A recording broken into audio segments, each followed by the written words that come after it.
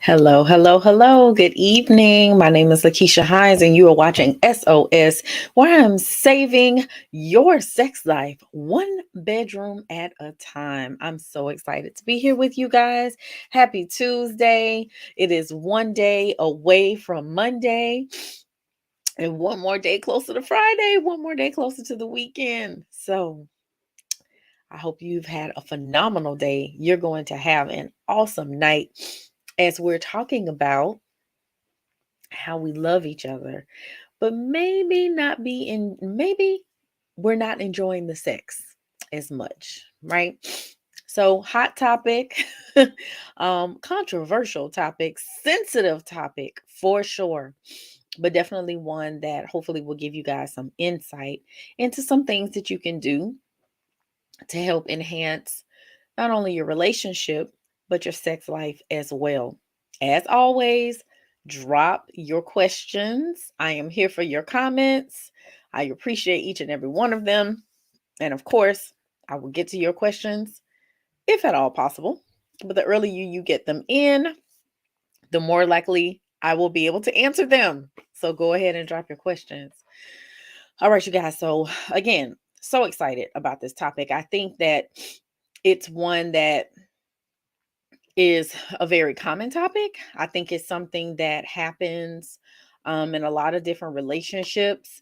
And to be completely open with you guys and honest with you guys, I think that, we see this too when couples have been together for a really long time. And maybe they haven't been nurturing, cultivating a relationship in the way that they should. And so we'll see this again in long-term relationships, and I'll guide you through. We'll talk about some of the reasons why this happens, where we're still in love but just maybe not enjoying the sex so much. So some of the reasons why that happens, we'll talk about those tonight. And if they resonate with you, cool. If not, maybe there are some other reasons that you can think of that maybe are not specific to your situation, but maybe something that you heard of, maybe something a friend shared with you. Feel free to drop that in the chat as well.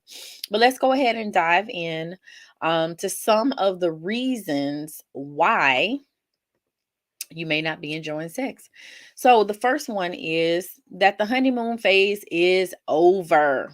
Oh my goodness. During the honeymoon phase, when you first got married, the sex may have been pretty good, but then a couple years in, it could have become stale and repetitive because we do get comfortable, right? We get comfortable with each other, and we're not putting forth the same amount of effort that we used to put forward before. And like I said, we get comfortable. Sometimes we get busy. Life takes over. Different things come up, different things happen. And we're just not in that honeymoon phase. Like reality sets in with their bills and responsibilities. And in addition to that, maybe some kids come into the picture. And so now the focus is on the children and not so much you guys as a couple. And that definitely can affect your sex life. Um, and then if you have children that are waking up in the middle of the night, children who are having nightmares, children who have chronic healthcare conditions or have disabilities and they need you throughout the night, you may not have the freedom to explore sexually and intimately because you're constantly being interrupted by a child. That can affect your sex life. So, the first reason why you may not be enjoying sex is because the honeymoon phase is over. Second reason, not having an orgasm during sex. That can happen. That's a real thing on both sides, men and women, not having an orgasm during sex. That can definitely be a reason why you may not be enjoying sex. Third reason, needing a certain kind of clitoral stimulation, needing a certain kind of clitoral stimulation to orgasm. So there was a recent study that was published in the Journal of Sex and Marital Therapy. They found that only 18% of women orgasm from penetration alone. And that number may be as low as 10% or at best 25% to 30%. So, what is that saying? It is saying that the majority of women cannot orgasm from penetration alone, even on the high end. If it's 30%, that means 70% of women are not having orgasms from penetration alone. So, they may need a certain kind or type of clitoral stimulation in order to orgasm. All right. Next reason why you may not be enjoying sex, not having the right touch to make orgasm happen. I've talked in another episode about um, the erotic blueprint, and it really helps you to explore the manner in which you enjoy touch and sex as a whole. And so I highly recommend that, because once you know your erotic blueprint, you'll have more insight into how you desire to be touched, and that's really important for stimulation, right? The level of stimulation and arousal is directly tied to a person's ability to orgasm or not. So we want to make sure that we're having the right touch to make that orgasm happen. All right, next reason why you may not be enjoying sex: boredom. If you are engaging in the same positions, having predictable moves and predictable words, if you're a communicator in the bedroom, it can cause one or more of you to become bored with your sexual encounters. And then definitely that will lead to a lack of enjoyment. And last but not least, a low sex drive or high sex drive. This is really talking about desire discrepancy, where you have one partner who has a low libido and the other one has a high libido, and we're not in alignment. We're not in sync with one another, because one is feeling pressured to have more sex than what they would want, than what they desire. The other one feels like they're pressuring the other person to have sex as much as they desire.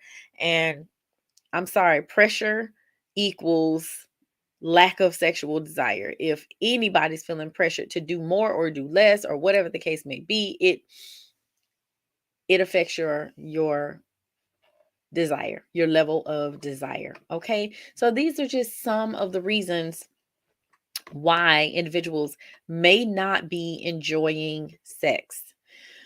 So just, you know, there's also, I think, a difference in how important sex is to the couple, right?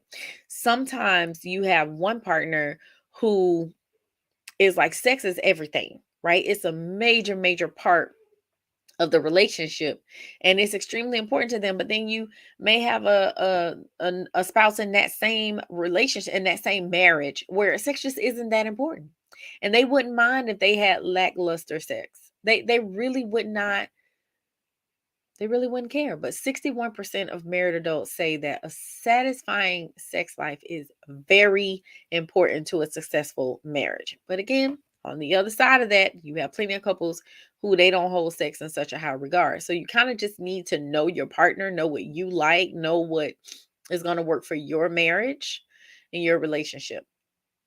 And, the reality is our priorities change.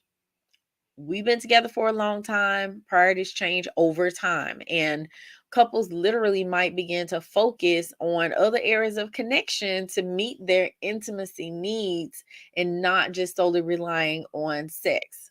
So it's only a deal breaker if the couple can't communicate about what they want and what they need in an effective manner. And so just because, you may not be having the best sex of your life with your partner right now, it doesn't mean that you're doomed to a life of just blah in bed. Like, it's definitely something you guys can work on.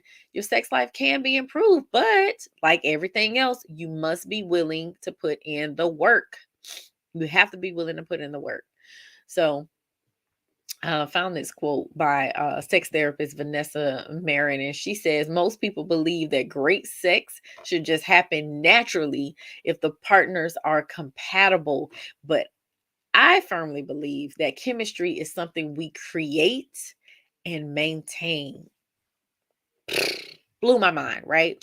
Because I agree. Most people do believe that great sex just happens, right? Oh, if two people, if they get along and they love each other and they like each other and they're compatible, it should be amazing. But that's not necessarily true.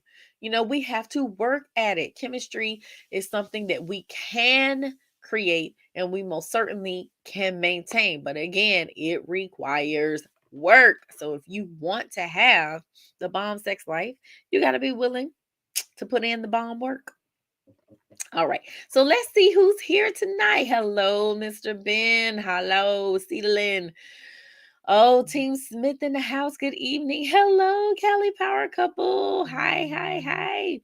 So I just want to share some of your comments here. Mr. Ben, Mr. Ben, Mr. Ben. All right. So Ben says, good evening from Nashville. Interested to catch on the replay. Interested. Kinda in a neither feeling, working through.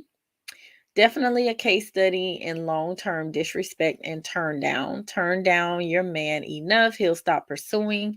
Take it from a man who was a pursuer using that V for control. He's talking about the wonderful vagina. Using it for control is toxic.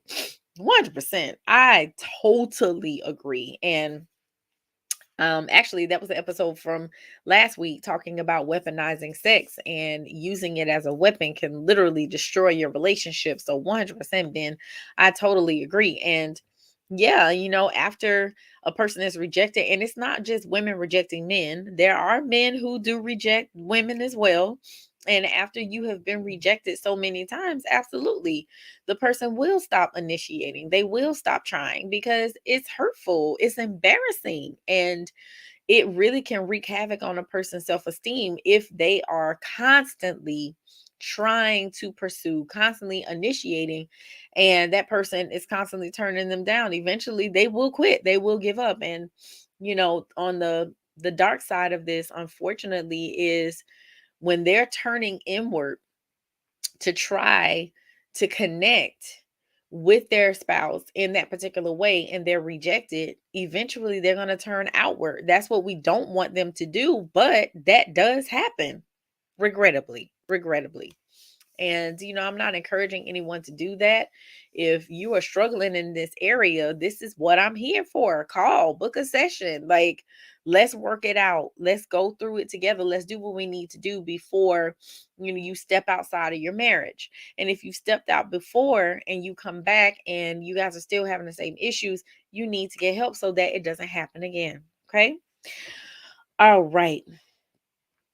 Let's see what we have here. Cedarland says, understanding that people get tired. Why would a partner decide to put a limit on sex, saying once a week? Mm. Ooh, yes. I have seen this. I have seen this.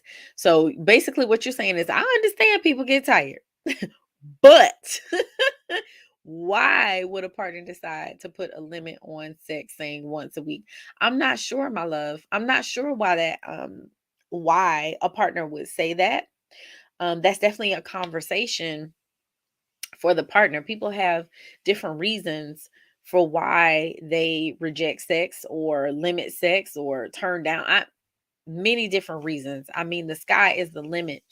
I know sometimes for men, when they are rejecting sex, it's not always because they're up to no good or they're doing something. Like, sometimes that is the case, but that's not always the case. Maybe there's some performance issues, and that can cause them sometimes to limit the amount of sex that they're having, because they may have difficulty with arousal. They may have difficulty, like, after they orgasm, after they ejaculate, to be able to get aroused and stimulated again. So maybe there's something like that going on. Um, Maybe they just have a lower sex drive than their spouse. I don't know. I'm not assuming you're talking about yourself. So maybe they have a lower sex drive and they're trying to communicate that you want it more than what they wanted, and maybe it's a little too much for them. But that's a conversation, again, asking, like, what's your number? Like, Every couple should be having that conversation. What is your number? And when we're talking about the number, really what we're asking is how many times a week, month, year, whatever it is, how often do you want to have sex? Right? We got to have that conversation. And then how many days are you good with, like 2 days, 3 days, 6 days, 7 days? What are we looking like? A day? Like, how often do we need to be having sex? I believe that men have a clock. And so everybody's, every man's clock is different. Some men are like, I need to have sex every day. That's some men, right? But there's also some that are cool with like 3 or 4 times a week. They're all right with that. So you just need to get to know your partner. Same thing for us ladies. There are some women who have like really, really high sex drives and they want it every day. And they may be partnered with a man who is okay with like every 2 or 3 days. So you guys have to talk about it. You have to work through it and have a conversation and figure out what's best for your relationship. Okay. Because everybody's different. All right, you guys. So we're going to take a quick break. We're going to come back and I'm going to talk to you about what you can do to try to adjust this, right? To get more in alignment with your spouse. All right. So quick break. Don't go anywhere. I will be back very, very shortly. All right. See you in a bit.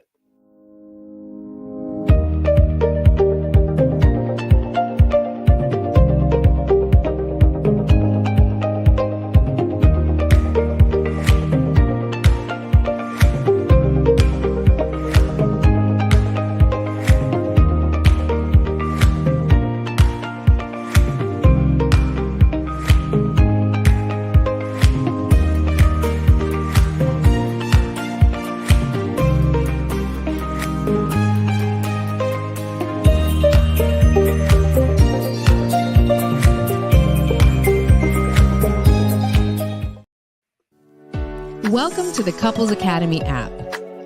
The Couples Academy app is your go-to hub for how to do marriage right. Get started with our app today by perusing our amazing features that conveniently allow you to connect. This app is packed with powerful content and resources to help you grow and stay connected.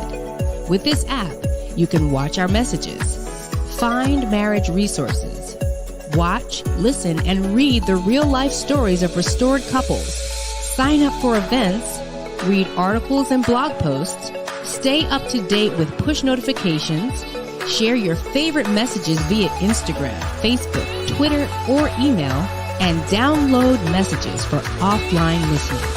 For more information about the Couples Academy app, go to couplesacademy.org.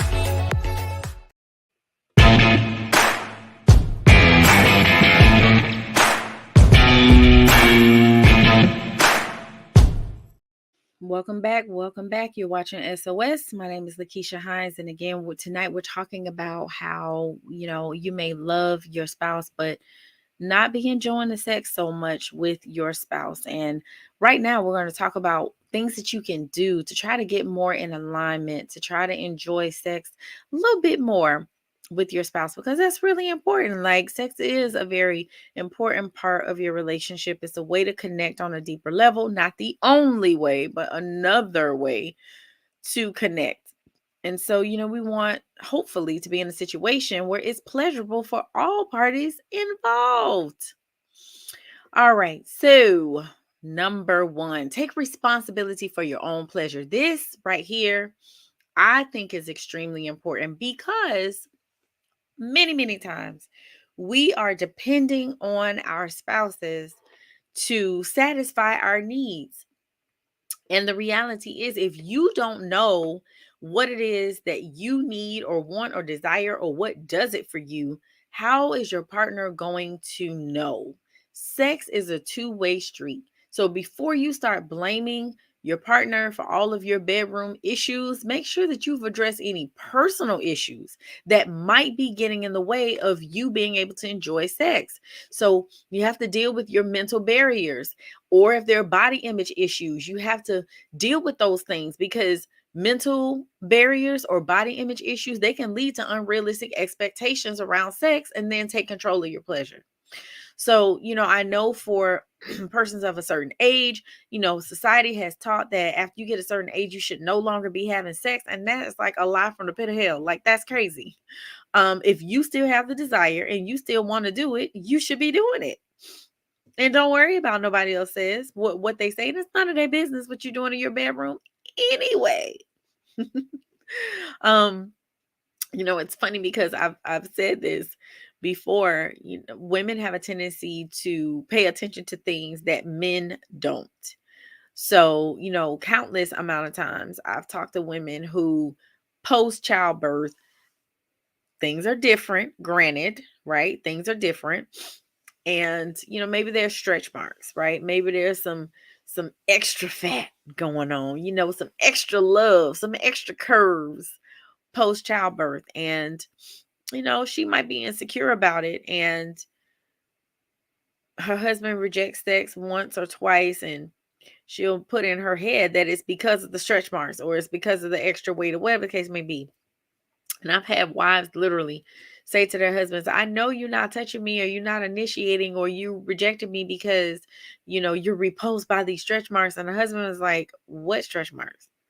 Like, he didn't even notice them. So again, there are times where we pay attention to things they are not focused on. They are trying to get to one place. Okay. Men also, you guys have issues sometimes too with your bodies. You may have a body esteem issue. Most times than not, though, for men, if there's an issue, it's surrounding performance. And so, a lot of times you'll get in your head and it will literally affect your other head. So you just have to be really careful with the thoughts that you have, right? What you're telling yourself, that negative self-talk, and have real and raw, but not rude conversations with each other about what it is that you want and desire to experience pleasure. All right. Second, know that chemistry needs to be rekindled. It needs to be kindled and rekindled. So, we're getting a lot of information through porn and movies and social media and all these things. And so, contrary to popular belief, most people don't have incredible chemistry right from the jump. And chemistry does not sustain itself long term. So that means that you got to put in work. You have to put it in and keep putting in effort to keep that sexy spark alive. And then if there are other areas of conflict in the relationship, that's big also. Sometimes there are problems outside the bedroom that are affecting the connection within the bedroom. And I say that all the time. People come to me and they want to talk to me about how to improve their sex life and how to make it better. And I'm here for that. I am totally here for that. But we got to deal with the stuff that's going on outside the bedroom first, because those things do impact and affect what's going on in the bedroom. So it could be resentment. It could be, and like resentment that's been lingering for weeks, months, years. It could be unresolved arguments, past betrayals, trust issues. Until all of that gets sorted out and handled, it's going to be difficult to enjoy sex with your partner. So you got to work on strengthening your intimacy, because that will improve your sex. It will help both parties relax, feel more open, feel safe towards physical and emotional intimacy. So we have to focus on, again, healing anything that might be a conflict that could be affecting the connection between you and your spouse.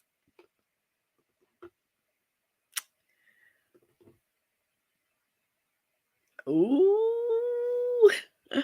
I'm looking at your comments. Okay, I want to get through this, and hopefully I have time to get to these comments. I see it. All right, next, broaden your sexual horizons.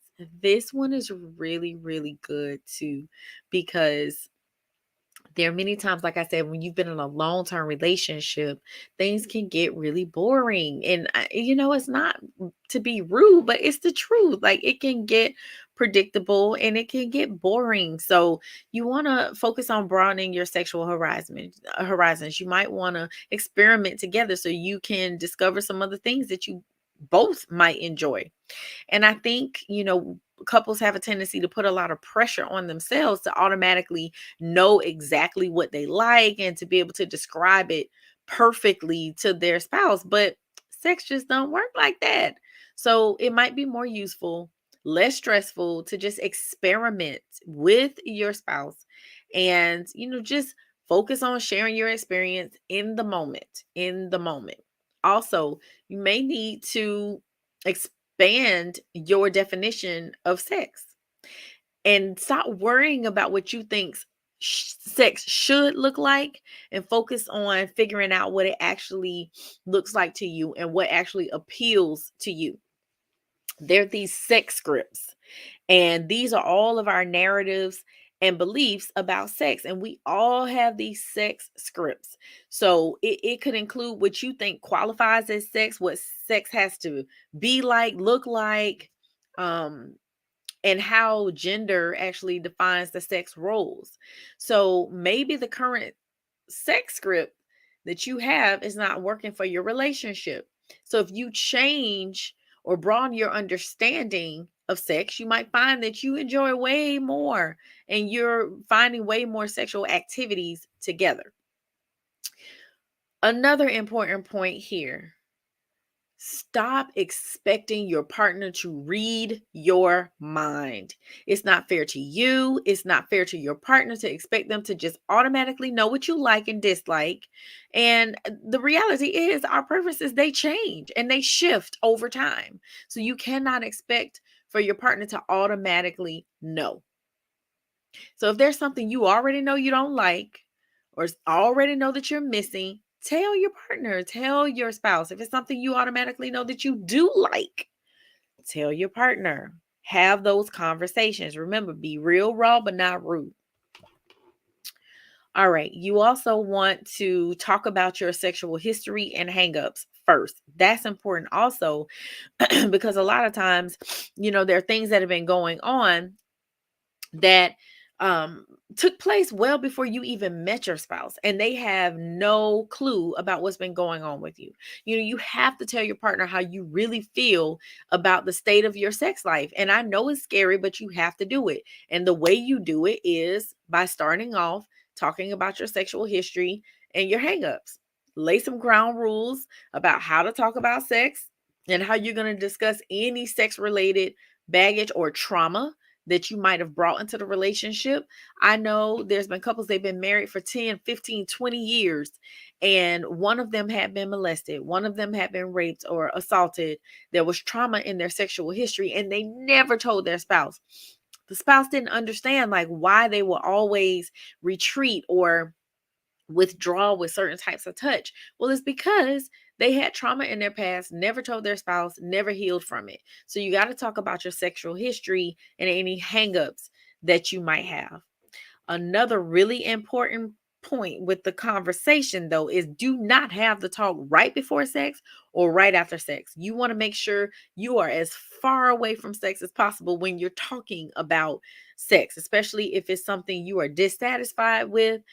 You do not want to have that talk right before or right after sex. All right. So make sure that timing is right. Now, if you're in the midst of and you want to direct, go slower, go fast, a little to the left, a little to the right, that's fine. But bringing up shortcomings in the heat of the moment, like bringing up things that you need more of or less than, like that needs to happen outside of the bedroom. You need to be honest and you need to share feedback, but do so with care. Be considerate of your spouse when you're having these conversations. You want to be direct, give examples so that they understand. You don't want to criticize or shame your partner. Try to focus on I statements. I would like to have more of this. I would like to have more of that. I feel blah, blah, blah, right? And then when your partner responds, really, really listen to what they have to say. After you said everything that you need to say, then you want to give your partner a chance to share their feelings and their perspective because oftentimes it's different from yours. You can actually repeat back what you hear your partner say and then give them an opportunity to clarify. So you want to validate, you want to empathize and work to understand what your partner is saying. Sometimes you have to slow down the conversation so that you generate more thoughtful responses and minimize defensiveness. Because again, these conversations are hard, which leads to the next point. Know that it is normal for your partner to be a little upset. I mean, honestly, if you love someone and you really care about them, you want them to be satisfied. You want them to be experiencing pleasure in the bedroom. So if you are telling them that something that they've been doing is not working for you, they may be a little upset about that. And that's totally normal. They should not fly off the handle. You should not be borderline having police call because of it. But, and that shouldn't happen for anything. We should all be able to control our anger and our emotions, right? But they may be a little upset, and maybe a little hurt, but the truth shall set you free. While it hurts, it shall set you free. All right. And then the last point is you might be surprised at how receptive they are. So that's to give you a little hope and a little encouragement because, if you've been feeling just out of whack, disconnected, your partner probably picked up on it too. So having that conversation literally may come as a relief to them. And it's a lot of pressure to feel like, you need to read your partner's mind and know everything they want and need, but they have some practical feedback from you, then that most likely will take some of the pressure off of them, which is a very loving and kind thing to do. So, all right, Mary, you said get some how-to books. I love it. Yes, always get some how-to books. Those are always helping. Celine, I saw you said that you did have the what's your number conversation. That's good. Are we using it? Are we doing it? Are we meeting the need of the number? And then JG says, is sex once a week enough? Husband was unfaithful a couple years ago. Okay, so here's the thing. That's not a fair question, JG, because if your spouse has said that their number is 5 and you're giving them 1, you're not meeting their needs. So is it enough? No. But if 1 is their number, then you're good to go. So it's really about what your spouse's number is that will determine if it's enough. That doesn't mean that you guys don't have conversations and compromise, because you do need to compromise. Their number may be 7, your number is 2. Y'all got to meet somewhere in the middle, right? So maybe that ends up being 4 or 5. I don't know. But you have to have those conversations, and you guys really need to be talking through what it is that you want and need, not leaving it up to imagination, not leaving it up to chance, not assuming, and not feeling as if, you have to guess what it is that your spouse wants. You got to have those conversations. All right. So hopefully this was helpful for you guys. Hope you got something out of it. Yeah, have the conversations. Be real, be raw, but not rude. All right. So Couples Academy show tomorrow morning, 9:30 a.m. Make sure you are there. And before I do tomorrow night, check it out. Whether you're married or not, doesn't matter. Doesn't matter, right? It's really for the singles and engaged, but married people can learn something too, because there's always something to be learned. So if I don't see you in the morning or, on the morning show, I'll see you Friday morning for Ask the Experts. But hopefully I see you every week on Tuesday nights at 9 o'clock so we can save that sex life. All right. So you guys have an awesome, awesome evening, and I will catch you on the flip side. Have an awesome, awesome night. Bye-bye.